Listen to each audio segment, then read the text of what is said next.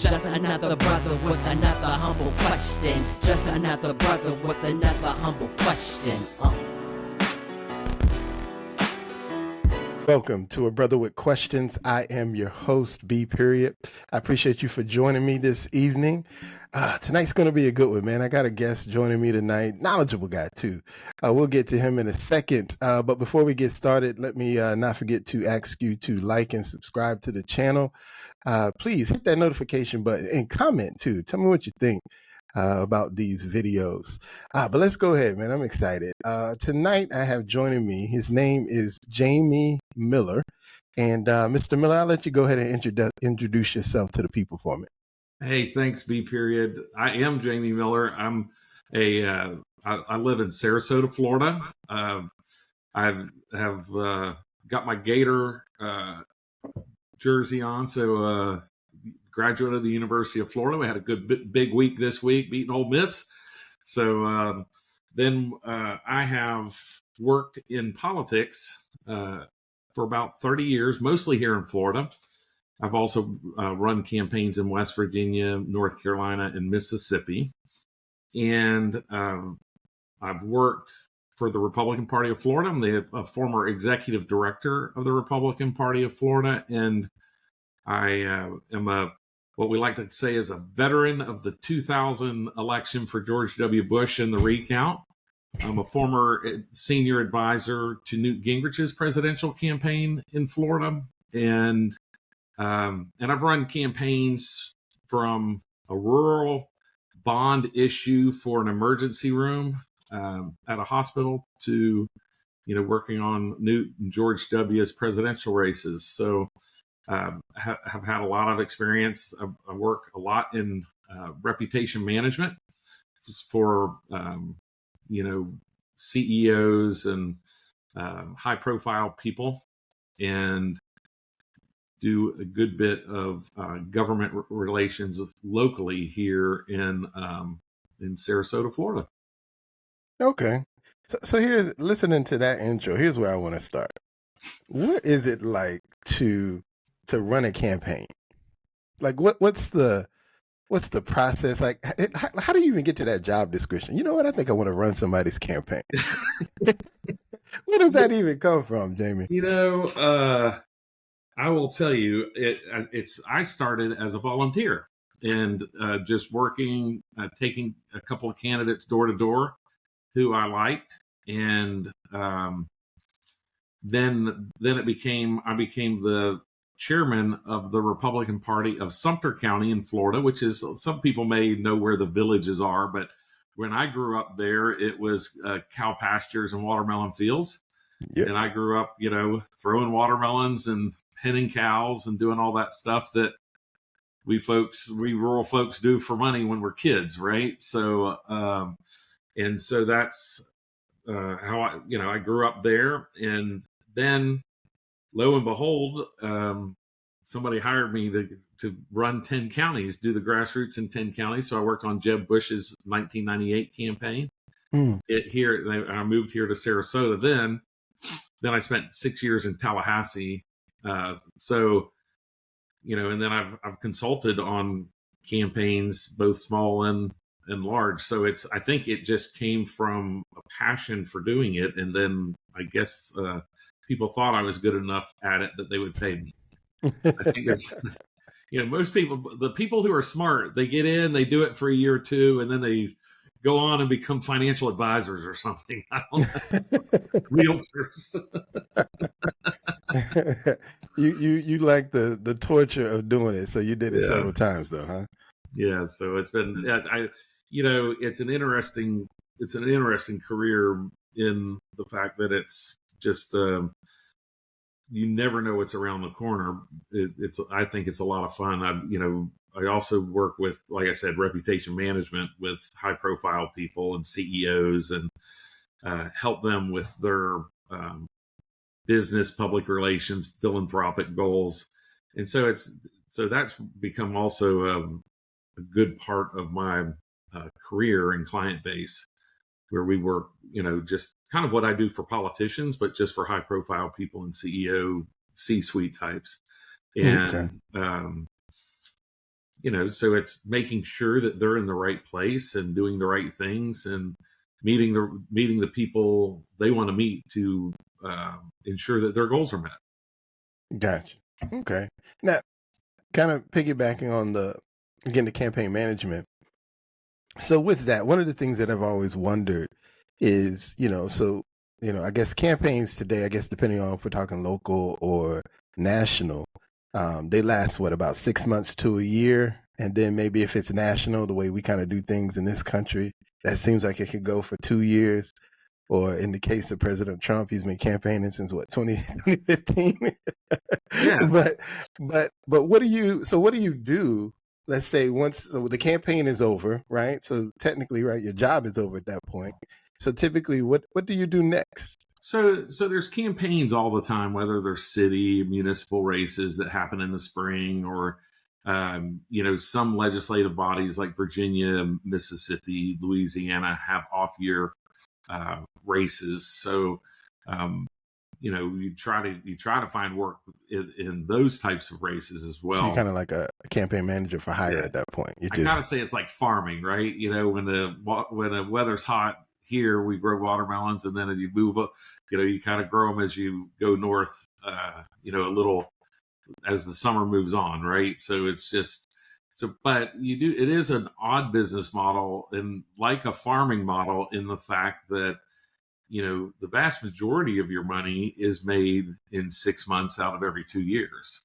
And, it doesn't mean you work less, because I always say that it's almost more time consuming getting the work as it is doing the work. Mm. It's, writing a speech or working with a candidate is just as time consuming as, meeting with 4 people who might become candidates and signing one of them. Okay. All right. Interesting. Yeah. We just had a friend who was like you were talking about. She was doing the Florida leg for Vice President Harris, Mm-hmm. is what her title was. And so I know, like with her, now that that's over, she was running a nonprofit. So she talked about taking some time off, and then she's going to go back into her nonprofit. But I've always just been curious about just that. Yeah, I've had times where I took a 3-year stint and worked with our economic development organization here in Sarasota, which I found very interesting. I did government relations for them. So I've had a couple of stints over the years. One off year, I worked for a nonprofit, a cancer support nonprofit. But yeah, out of 30 years, I think those are the 4 that I kind of went in and worked for others versus, doing my own thing. Right. Interesting. So speaking of that, just piggybacking, what would you say has been your most successful campaign that you manage? The one that I'm probably most proud of, because it meant so much and it was so razor thin and it gained worldwide attention, would be the 2000 election for George W. and the recount. I was director of grassroots operations for that campaign, which included poll watching, door-to-door phone calls, the mail-in ballot or absentee ballot campaign, and then also back then, 24 years ago, we had mail centers. So if you use soft money to mail, you had to have volunteers touch the mail. So we'd have volunteers stamp the nonprofit indicia on the mail. So my team ran those volunteer centers, and I don't know how much you remember about that race, but that was also a year where there were about 6 states that were separated by about 23,000 votes. And George W. lost 5 of them. The only one he won was Florida, and it was a great deal to the absentee ballot campaign that I orchestrated and developed. And we won absentee ballots in 2000, or George W. won absentee ballots in 2000 by about 187,000 votes. And he won the race by 537 votes out of 6 million cast. So I'm really proud of that 187,000 vote margin. At the time, I told my bosses my goal was 200,000 votes, and my bosses just always told me, it's like, well, thank God it wasn't 186, because it was that close. Oh wow. Okay. All right. That's cool. That's cool. I'm not. I'm almost 50. So Yeah. I was much younger during that 2000 election, and in my don't when you're in the mid 20s, it's important, but it ain't important. so so I remember how close it was, but I don't remember all the details. But I definitely remember how close it was. Yeah. Okay, that's pretty cool. I just always thought that particular job was just a pretty interesting job. But let's dive into where we're at today. So we just obviously saw President-elect Trump win again. What are your thoughts on just the two campaigns, and your thoughts on what was like the difference between the two, and maybe let's start there. What was the difference between Harris the two? had a heck of a job to do in 120 days or whatever it was, 100 days. I don't know that, quite frankly, I don't know that a Democrat would have won the race, period, just because I think a lot of people voted on the economy. They voted on some on the border. They voted on, kind of the DEI issue going a little too far, especially when it came to girls and boys and girls sports, boys and girls bathrooms, and men and women's prisons. And I think that was, while Harris, I think, tried to make the campaign a lot about abortion, and she did gain margin from 2020. The only demographic she gained margin with was white college educated women. And and I think that was the abortion issue that she was working for, but it just wasn't enough to offset every single other demographic that Donald Trump, he maybe didn't win African American men, but for instance, in Georgia, he in 2020 he won 10% of African American men, and in 2024 he won 24%. So he more than doubled his margin of victory among African American men. Like I said, he didn't win in every demographic, but every other demographic he increased his margins or maybe in some demographics he decreased his margin of loss, which is just as important.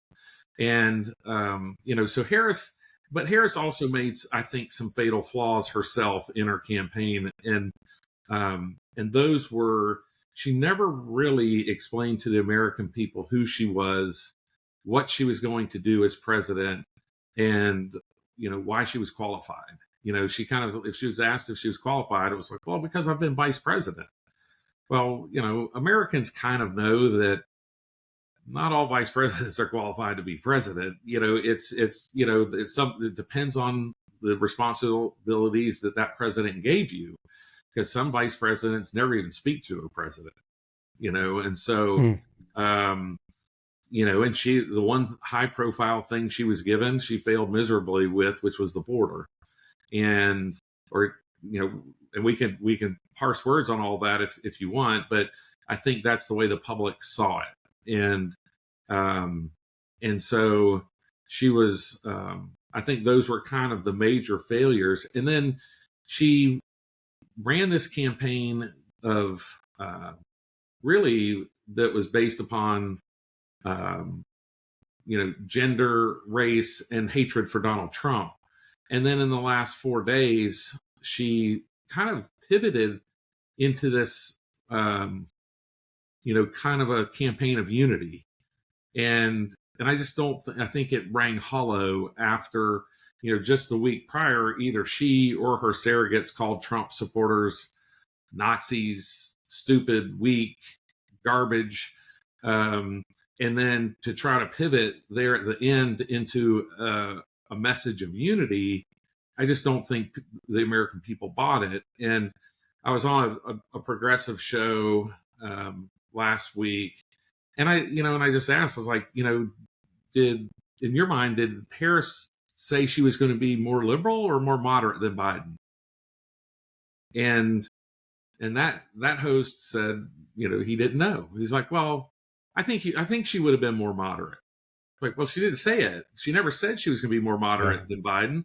And I think if you left Americans up to their own devices, they assumed because she was from California, they assumed because she was so strong on pro-choice that she was likely to be more liberal than Joe Biden. But she never came out and told people one thing or the other.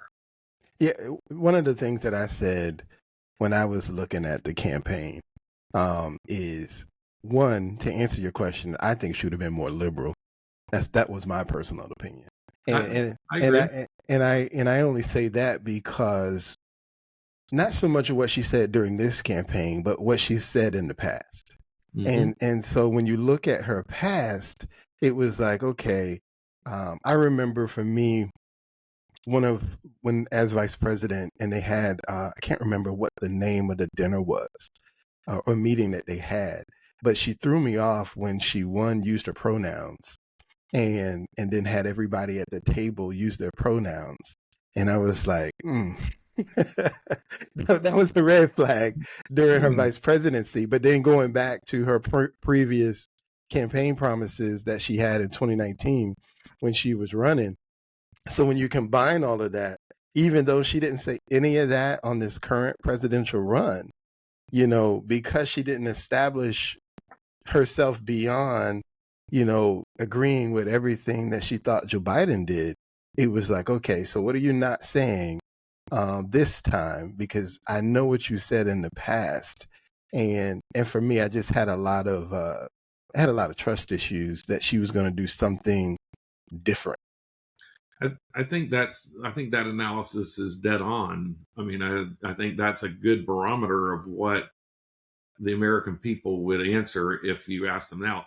There were a good number of people who voted for her anyway because they just didn't like Donald Trump, And so, that was the only thing that kept this close. It was the only thing that kept,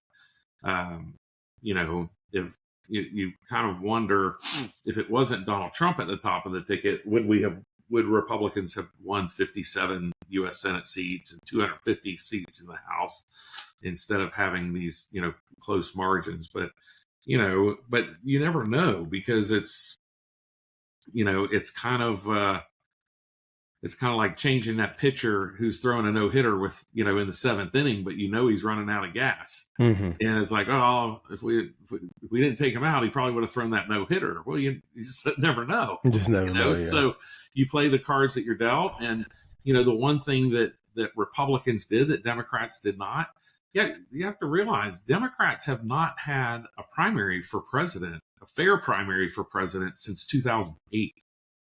And, of course, Obama, his reelection, like history would show, an incumbent president doesn't have, much of a race. So I'm not criticizing that race.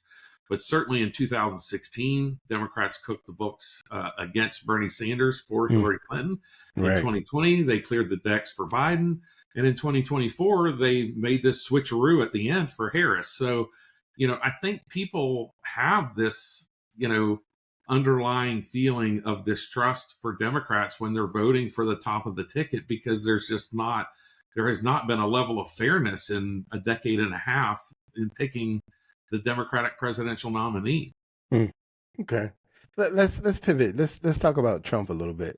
So I agree with you that the Harris campaign focused a lot on, he's a bad guy.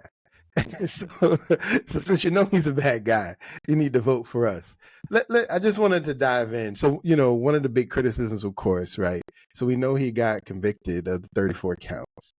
What's your thoughts and opinion on the fact that they made him a felon? And then, we were sort of forced to vote for a felon. I think what happened with one thing that voters said with this election is, we are the jury. We have seen the facts. We don't believe you. And we find Donald Trump not guilty. And we feel like these were political persecutions. And I know that if people thought these things were real, they never would have voted for them. But they thought just the opposite. They thought that Democrats used our government and our tax dollars to persecute and prosecute a political opponent. And I think that's one thing that the American people said with their votes, is that, with the facts as we have them, we don't want political prosecutions. Now, the cautionary tale for Donald Trump, I think, as he attains the presidency in January, is that I don't think American people voted for him to use our tax dollars and the federal government to politically prosecute people either. Right. And so, so there's pendulum swings, and sometimes people there's no question that I think American people said you're not guilty, but I don't know. Certainly there's some Republicans who want to use government to get retribution for what happened over the last 8 years to Donald Trump and others. But we certainly, I question whether that's what the American people said with their vote. Yeah, I hope. My hope is, because I went on record already. I voted for Trump. I'm one of those crazy black guys that they were talking about. But I would but say yeah, I hope he elections, doesn't do that. in elections, it's all who you're standing next to, right? Like, and Harris did not make the sale, and so, and I also say that Donald Trump, people who voted for Donald Trump voted for him because he leads us through fire. And those folks were willing to look past the fires he sets. We know he sets fires. Some people might call it him being a jerk. Some people may call it, oh, he's just, political rhetoric. But the truth of the matter is, in his 4 years of presidency, he led us through fire. Even with COVID, with getting a vaccine from March that was then available in December, to cut out the bureaucratic red tape to allow that to happen in 7 or 8 short months, from a pandemic hitting our shores to having a vaccine that was available at least for senior citizens in December. Now, some people, depending on where you lived and your health and all those other things, weren't eligible for a vaccine until the first quarter of 2021. But certainly that vaccine's not available if Donald Trump doesn't cut the red tape and allow pharmaceutical companies to find the vaccine without going through all the crap they have to go through during a regular drug trial. Now there's some that criticize that, though, and say we shouldn't have done that. What do you think about those? Well, I think each person should be of their own. And when you have something, the issue, if you look back to March 2020, and I at that time I was posting just on Facebook, and I, like a lot of people, just stuck in my house, nothing to do. We're watching Tiger King, for God's sake, and shows like Schitt's Creek, like, it's like, okay, what are we doing? We're just binge watching TV and having pizzas delivered. And but one of the things I did during that time is I started graphing all of this data, and I graphed it nationally, graphed it from Florida. And people forget that at the beginning of this pandemic, we had our first case January 21st on our shores. I think there were 3 cases diagnosed on January 21st. And well, that's not true. The first cases were diagnosed in China in January 21st, because that's my son's birthday. And, the headline on Apple News that day was Nancy Pelosi leads impeachment, right? The third story down on Apple News is there's this weird sickness over in China that's killed some people, right? And so by the time it gets to our shores in February, by March 7th or 10th or 12th, depending on where you live, the whole world shuts down, or our whole world has shut down. But in Italy, the acceleration of the death rate, the doubling of the death rate, was every 3 days. And I don't know if your dad ever told you or offered you. My dad told me, he's like, I can give you $100 for your birthday, or I can give you a penny and I can double it every day. For my dad would say 10 or 20 days because he couldn't afford to do a whole month, right? And so, but if you double it every day for 30 days, it comes up to a couple $1,000,000, right?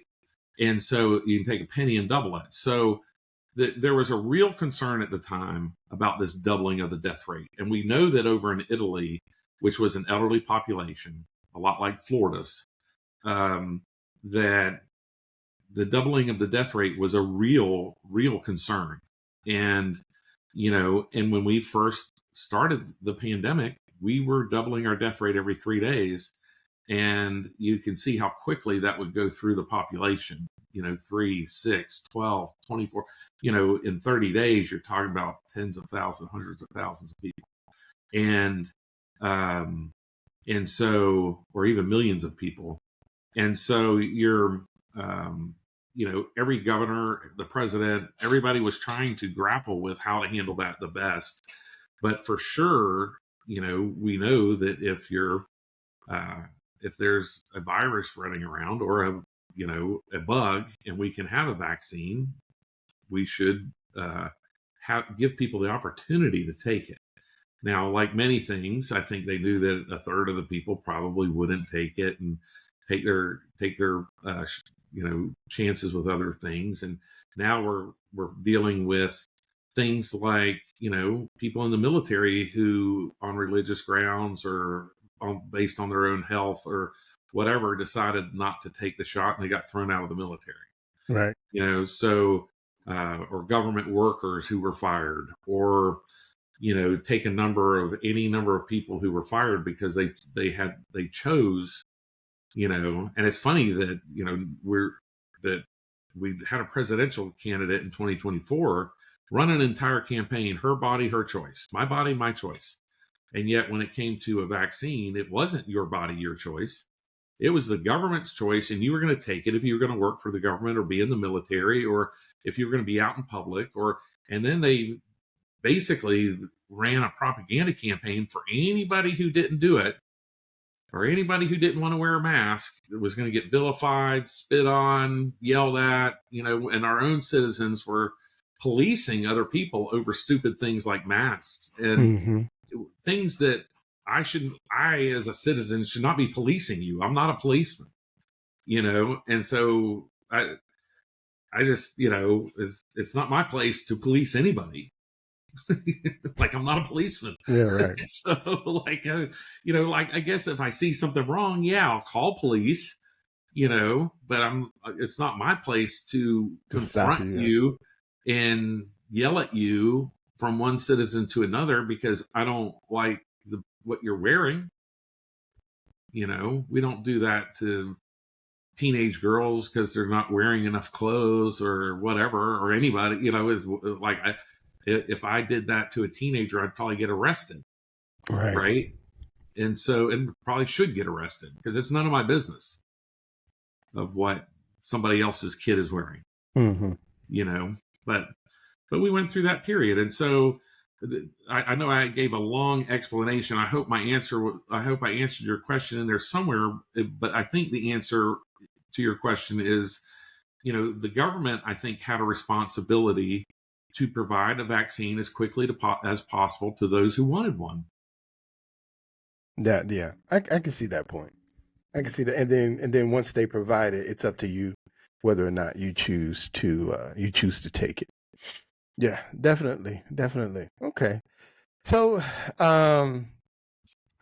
with the just to kind of piggyback, I know for me, for a lot of people, I know some people who, for instance, in the campaign, they agreed that Vice President Harris did not present herself in a good light, but their objection to Donald Trump led them to vote for her anyway. Just for me personally, I just didn't think it was good enough. I needed a more valid reason to offer her a vote if I was going to give her one. And so I know I had to make the choice. And for me, while I argue that he's certainly not my favorite person in the world, but as president, I don't really need that. So, and I looked at the policies that he put forward. Then for me, I was just like, okay, I'd rather rock with these We've had, policies. I wrote on Substack, you don't have to like the man to know that at that time he was the best person for the job. Right. And we've had probably quite a few presidents who their friends and foes alike would describe them as narcissists or jerks, or what, use a negative term, right? And so all the terms that people use about Donald Trump, and at the end of the day, the people, much like I kind of liken it to Hillary Clinton. I thought Hillary Clinton was a jerk. I've called her worse. But the people who voted for Hillary, she was their jerk. She was a jerk for them. And that's the way that the people who voted for Donald Trump feel. They feel like, man, that guy's a jerk, but man, is he being a jerk for me? And that we need that kind of jerk to get things right. And so I think that's, for those who, voted for Harris and really don't understand how somebody like me or you could vote for Trump, you could, that's one of the reasons why. Is just, everybody who voted for Trump didn't like him. They didn't think he was the nicest guy in the world. They didn't like his. Now I've had a conversation with Donald Trump for about 30 minutes in 2015, one conversation in my life. But I've met many people who have met him, and much like my conversation, he seemed to be a friendly, funny, intelligent, capable human being, right? And there were times in my conversation with him where he was asking me about elections and election law, and the Christian coalition vote versus the Hispanic vote, and mail-in ballots versus early, like just talking like a candidate. And it was a very intelligent conversation, and but it was, he came across as very human. And I know that I had a podcast the night of election night. My wife and I did a 4-hour live podcast, and one of the guests is a friend of mine, Morgan Ortagus, who was the spokesperson for the Secretary of State under Trump and Mike Pompeo. And she came on the podcast, and my wife loves telling this story about that Morgan tells that, she had a dog, and she put on Facebook that her dog had died. And, she was sad. She had the dog 13 or 14 years. And, most of her adult life, she's had this dog, and how sad she was. And she gets a call from the President of the United States. And it's like, hi, Mr. President, what do you do? You're like, what can I do for you, Mr. President? Like, what? Mm-hmm. Why are you calling? Well, Morgan, I was just calling to see how you're doing. Well, Mr. President, thank you. I'm doing quite well. Like, what can I do to help you? No, like, didn't your dog die? Like, I'm calling to see how you're dealing with your dog dying. And she's like, he spent 20 minutes on the phone with me just consoling me about my dog. And she's like, he's the president of the United States. And why would he take time out of his day to check on me, an employee in a department, not even in the West Wing, and a pretty important employee, but still not not in the West Wing, and not like chief of staff, not, she's 5th or 6th down the totem pole type of thing. Pretty high up, but not, and she's just like, I just found it incredibly compassionate. And the other story I like to tell is a guy who's been in the news recently. He's running for Congress. He's a state senator here. He's a man of very strong Jewish faith, and his 8-year-old son meets the president. And the President Trump leans down and shakes his hand and goes, young man, your dad's my favorite Jew. and Randy Fine stands up, he's like, oh, that's awfully nice of you, Mr. President. I was like, but you have Jewish people in your family. He goes, yeah, but I know your son will be telling his grandchildren that the President of the United States said that about his dad. And it's that type of thing that just makes you feel like, wow, like he knows how to capture. I wrote a book. It's called American Speeches That Changed History. And there's 20 speeches, mostly presidents, 15 or 16 more presidents, everything from Patrick Henry to Barack Obama. And the one thing about each one of those speeches, regardless of whether the person's president or not, is they captured a moment in time. And Donald Trump knows how to capture that moment in time where he knows who he's speaking to. He knows the importance of the moment. And in that moment, for Randy Fine, it was a family moment. And yet he didn't just brush it off and walk away.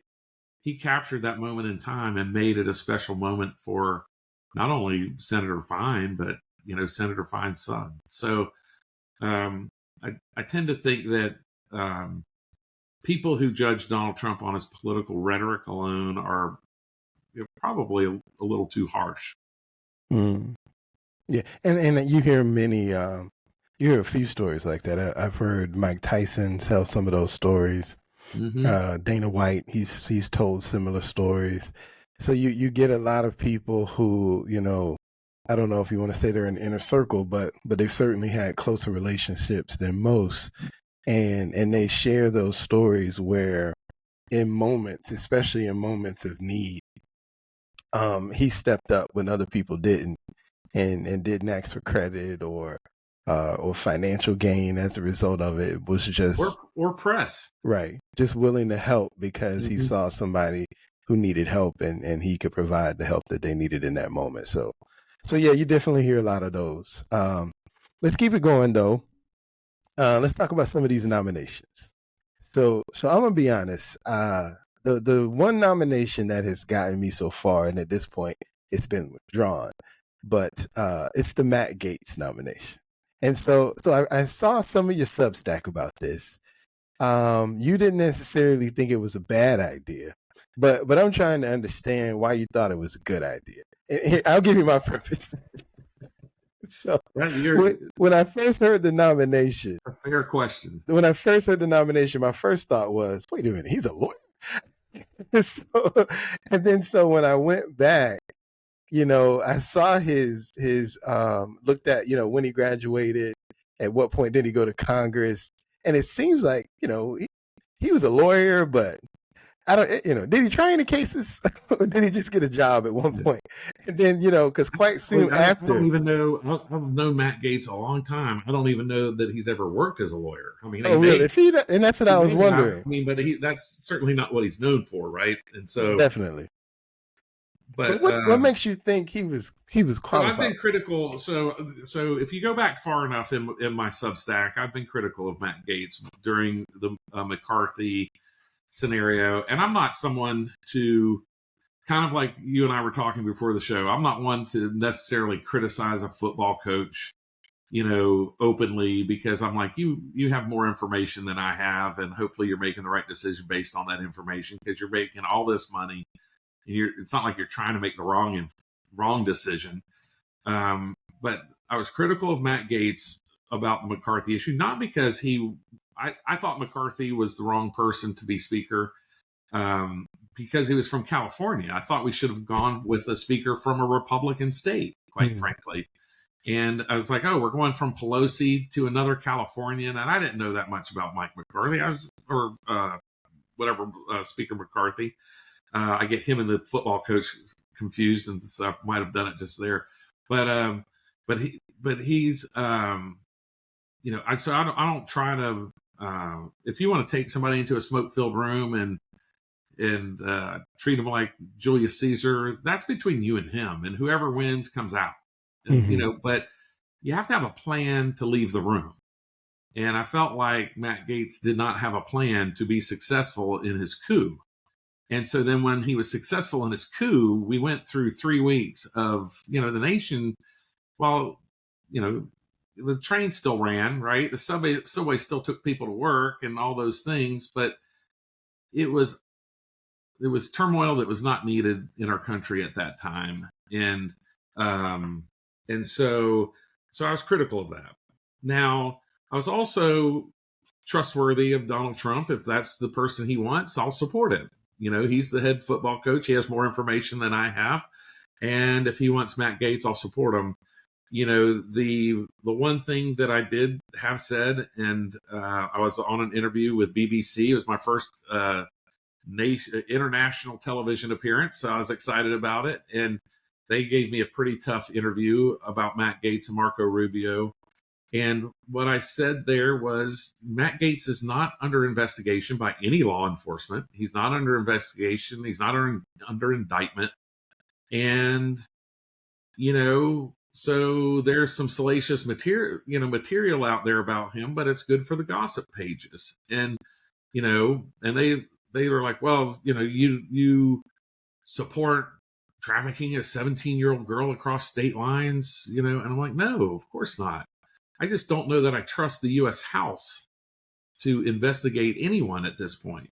We know that they are the U.S. House is a political organization. We know that there were more people. There were only 5 Republicans who joined Matt Gaetz in the coup of McCarthy. The rest were all Democrats. And so we know that there's tons of Republicans who did not support Matt Gaetz in overthrowing McCarthy.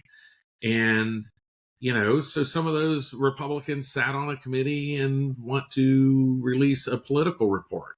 It's not an indictment. It's not a criminal investigation.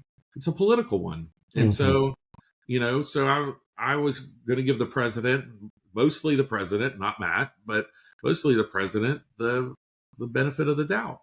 Yeah, I hear you on that. But for me, it was more investigation aside, because like you said, it's an investigation. It sounds terrible, but at the end of the day, for all it sounded, there was no criminal charges and no one is pushing him, out of his seat or anything like that.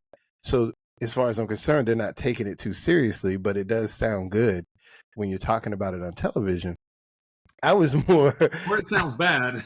well, for sounds good the news, for ratings. Good for ratings. Yeah, they like the salacious. Yeah.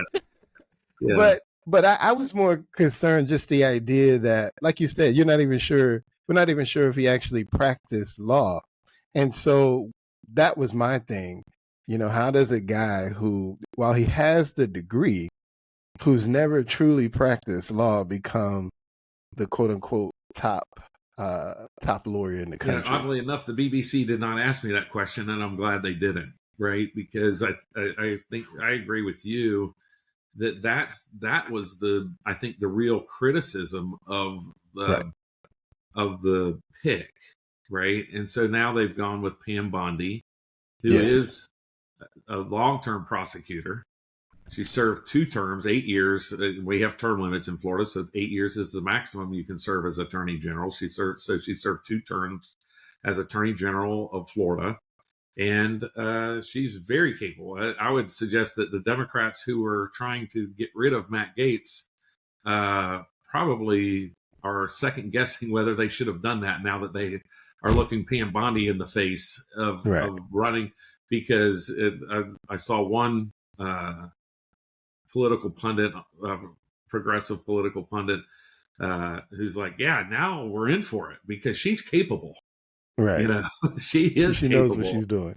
She knows what she's doing, and she's going to do it right. And she's, I've known Pam since she first ran, and she's good on her feet. She is good in front of a camera, and she's probably more often than not the smartest person in the room. And she's humble enough to never think that of herself and want other people's opinions. But the couple of times I've been in a room with her, she certainly was one of the smartest, if not the smartest. Okay. All right. I'm in, we're at that honeymoon stage of it all. So I'm just looking forward to January 20th and seeing what comes to fruition. Let's close this as we're coming to a close here. Let's talk some Florida politics here. So tell me what you think of DeSantis' second term here. What are your thoughts? I think Ron DeSantis well, there's through my 30 years, I have found that there are people who are very good campaigners, and then there are people who are very good legislators and administrators, and people are seldom both. And you have the very good politicians, the Bill Clintons of the world, are good at both. The George W. Bushes are good at both, or the Ronald Reagans, if you will. Um, Ron DeSantis is a good governor. He is a good administrator. He's not a very good politician. His political instincts need,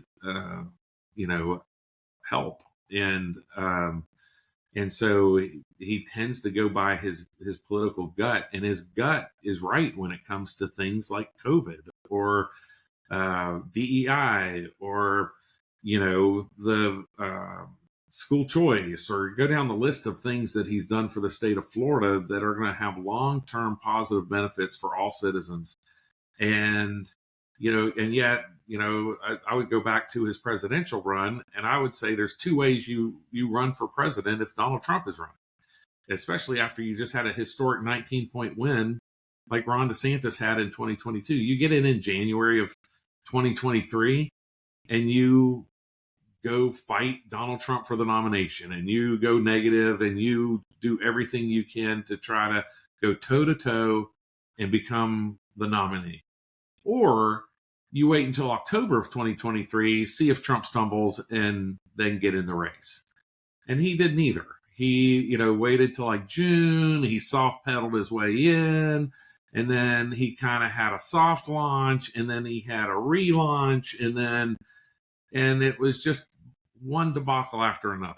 And I don't know if he didn't trust his campaign team, or I'm not sure what the inside story is there, because I have not heard it. So, but there was something that just never got on track. His message never got on track. We know that he's not a great retail politician as far as going into diners in Iowa and New Hampshire and meeting people, and people walking away saying, wow, the stories that people say about Donald Trump after meeting him one time. Wow, I really, felt like he was listening to me. And people didn't have those stories. People weren't telling those stories about Ron DeSantis. So, I think when people criticize DeSantis, they kind of see that, and it's a little bit of a red herring, because it's because he's been a really good governor. Okay. See, for me, the second term for me has been disappointing. So I was a huge fan of the first term, which is why I gladly voted for him in the second term. But in the second term, he's been, in my opinion, he's focused too much on what I like to call like fringe politics, and so we've got a lot of the big bills have been bills related to stopping, whether it's DEI or whether it's stopping like the trans issue and things of those nature.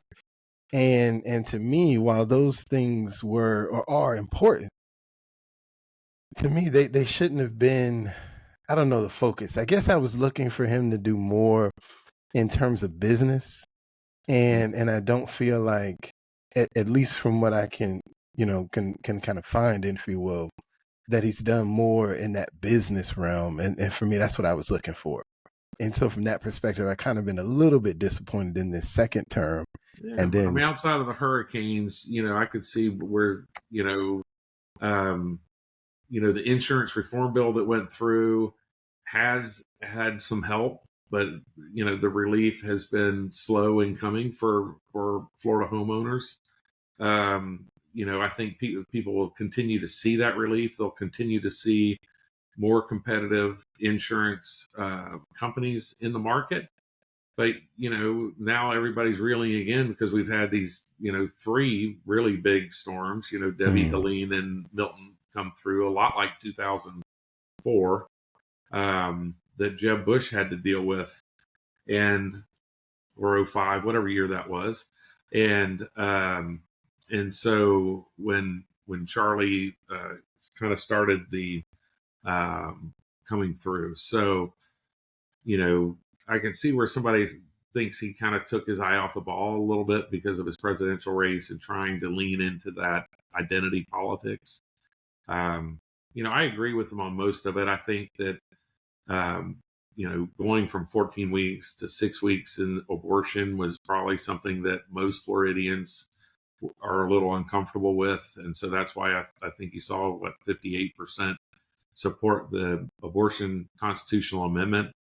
Not enough for it to win, but enough, certainly a majority of voters supported being more lenient about abortions and not more restrictive.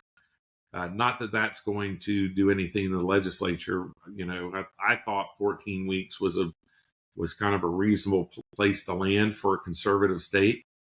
But I'm not a legislator, so Yeah. But yeah, I agree. I could have lived with that too. Because I didn't. Again, it's one of those things where when you already have a limit, that's not, it's not 8 months. So when you already got a pretty good limit, I don't know if you have to double down to sort of prove. Well, I try to be consistent, and hopefully you took that away from my Substack, which is called Reasonable Arguments. But I try to be consistent in political policies that I support. For instance, if I were to die, hopefully my wife hears that and comes in and tries to resuscitate me, right? Tries to get my heart going again. But if I were to, get in a car wreck and hit my head and my brain dead, I'm dead, right? Like they're like, you're dead. You're not coming back from that. And so I prefer to kind of look at life in the same way that life begins when brain activity occurs. And so that's not quite as definitive as a heartbeat, which is about that 6 week period. Brain life begins somewhere in, depending on what studies you read, 12 to 15 weeks. And so that's why I thought 14 was kind of a week that would be reasonable. And most people don't know this, but and I try to paint it with a broad brush because it's hard to nail down exactly, but most hospitals in most states will not give a death certificate to a fetus less than 20 weeks. And they will not give a death certificate until even if you want to have the child, they won't give you a death certificate unless the fetus is older than 20 weeks. And I don't know I don't know where that came from. I don't know what science it's built upon, but it seems to be a pretty well-regarded practice in hospitals. And, if that is kind of the line in the sand that's been in the sand for decades, then if you're a more conservative state and you're on, on few weeks on the less side of 20 weeks, okay. If you're maybe a couple weeks on the more side, if you're a liberal state, okay. But, to me, it's something that is a big distraction. I mean, we came very close to having a President Harris based upon this one issue. And it's not really even an issue that is, that I don't want to say that important, because the people who believe it is important think it's very important, but it's not as important as, let's say, war, right? Or famine, or some of these other things that we could have faced. And I'm not saying that we're going to have biblical famine if Harris had won, but that same thing. There's things that I felt like people should look at that were more concerning with Harris than just that one issue, but there's certainly those folks who voted just on that one issue alone. There are definitely some of those voted on that issue alone. Here's how I want to close this out. So DeSantis is coming out. He's getting out of here in Florida. Who should we be looking out for? Have you have any idea of who is on the horizon in Florida? Yeah, I think there's a good cast of characters who are going to be, certainly at this moment in time. Right now it's rumored that Jimmy Petronas will run for the open congressional seat where Matt Gaetz is vacating. But he was rumored to run for governor. Ashley Moody, the attorney general, rumored to run for governor. Wilton Simpson, the agriculture commissioner, all three statewide elected officials rumored to run for governor. So you start with those. You have Byron Donalds, congressman from Naples. Matt Gaetz, who was obviously the congressman from North Florida, was mentioned. Congressman Waltz, who was District 6 over around St. Augustine, east of Jacksonville, was taken into the Trump administration, so you would assume that he's not running, but he was mentioned. There's a congresswoman in Tampa, Laurel Lee, who's mentioned a good bit. So there's no shortage of people who are kicking the tires on one or all of those statewide elected positions. Gotcha. And that's the Republican. You know any Democrats? On the Democrat side, I think I think people are waiting to see what John Morgan might do. John Morgan, I think, is the one Democrat who could bring some reasonableness to their party here in Florida. He's been someone who, for the people, right? Like, what's a better slogan than that for somebody running for governor? Number one. And I'm certainly not endorsing him, but if he's willing to pull a Rick Scott, he certainly has way more name ID than Rick Scott did when Rick Scott first ran.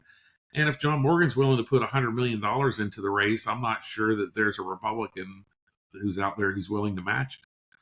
Now, can a Republican raise enough money to match that $100 million? Probably, but even with the extra million voter registration that Republicans have now, it's not unlike when 1990, when Jim Smith, Republican, won Secretary of State statewide, or Jeb Bush in 1994 came within 60,000 votes of beating Lawton Childs. And so you're talking about very similar, not numbers, but percentage lead by Democrat registration back in 1990 and 1994. So, can a Democrat win statewide in 2026? For sure, if they have the right candidate who's financed with the right message. And, if Republicans have competitive primaries and Democrats do not, then, that's the recipe for Democrats to be victorious in 2026. Okay. All right. We will certainly see. It's right around the horizon. What names are you hearing? Jamie, I don't hear any names, Jamie. No, I don't know. I'm trying to raise my profile, Jamie. You and me both. Let's do it together. Let's do it together. Maybe one day they'll call a brother with questions and find out what his real thoughts are. But yeah, I'm just certainly looking to see where the next governor tries to take Florida. I don't know if I told you, but I'm in Florida too. So, but I certainly want to see where the next governor takes Florida and where it goes. What part of Florida are you from? You're from Orlando. You're from Orlando, right? I grew up in Orlando. Yeah. Grew up in Orlando. So, yeah, because we get a lot of flack down here. And I honestly look at people all the time and I go, what is the problem? Like, why wouldn't you want to be in this state? Some of it, I'll be honest. I had started, you get so busy doing real work, and I do the Substack and I have some subscribers, but like you, I'm trying to raise my profile. It's certainly not something I make a living at. And, but one of the ones that I've been working on over the years, and it's probably a moot point now, was just how Joe Biden and his administration would constantly criticize Florida and Floridians on a regular basis, whether it was out of the Commerce Department talking about tourism and the danger for tourists in Florida, or, oh, Florida is not safe to visit in the summertime because of hurricanes, or, they would constantly have this drumbeat of how Florida was horrible. And and then that permeates pop culture. So now you start seeing it in TV and movies and, songs, right? And so all of that starts then, it starts telling a narrative, whether it's correct or not. There's this narrative out in the public that, Florida is this weird place. I tell my friends all the time, I was like, people who have never been to Florida think you can stand on the steps of Cinderella Castle, see the Atlantic Ocean and the Gulf of Mexico, but you have to tap dance across crocodiles to get to either one. You have to tap dance across crocodiles and fight pythons, right? And so, so it's just, so there's this perception out there that, Florida is just kind of this, hashtag Florida man, right? And so some of us wear that badge pretty proudly, and it's just, and look at people who don't understand it, just think, well, you're never going to understand it, because we love it. We love it, man. I'm not going nowhere, man. My wife's been trying to get me to move for years, and I'm like, nope. Where to? She, honestly, I think she doesn't care as long as we move. But the two places she's mentioned are Georgia and Texas. Oh, okay. Georgia and Texas. My son who lives out in Houston, and he loves it. He absolutely loves Houston, and but I don't know. It's but it's to each their own, I guess. To each their own. I live here in Sarasota. I always told my kids, and so if you have any people out there raising kids who are in your audience, I always told my kids, if you go where you want to have your extracurricular activities, or you want to go on vacation, just go move there. Just go move there, and you'll find a significant other. You'll find a job. Everything, there's jobs everywhere.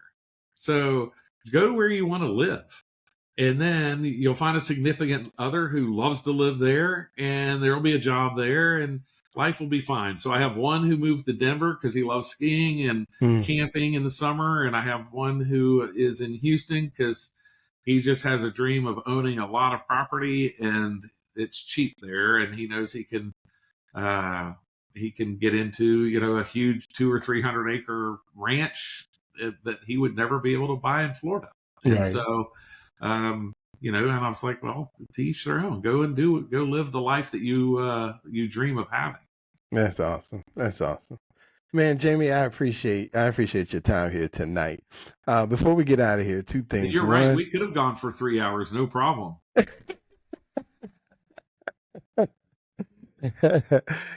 Please tell the people how to contact you. So you can find me. I have it on the screen at Rep Jam on almost every social media, except for Substack and YouTube. Substack and YouTube is at Reasonable Arguments. And you can find me on Facebook, Twitter, LinkedIn, all at Rep Jam. And then I'm also the author, if you're looking for a great book to take to your holiday parties instead of taking a bottle of wine. It's American Speeches That Changed History. And you can find that on Amazon. Okay. All right, Jamie, I appreciate you. American Speeches That Changed History, right? Yep. That changed history. Okay. All right, man. Well, Jamie, I appreciate you for joining me tonight. This has been a great conversation. I'm B. Period, and I'm out.